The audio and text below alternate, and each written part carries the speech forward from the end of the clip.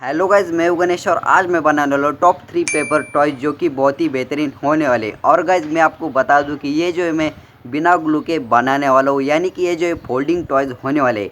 Guys in toys को देखने से पहले वीडियो को लाइक एंड चैनल को सब्सक्राइब कर देना। तो फिर चलो गाइज वीडियो को स्टार्ट करते हैं।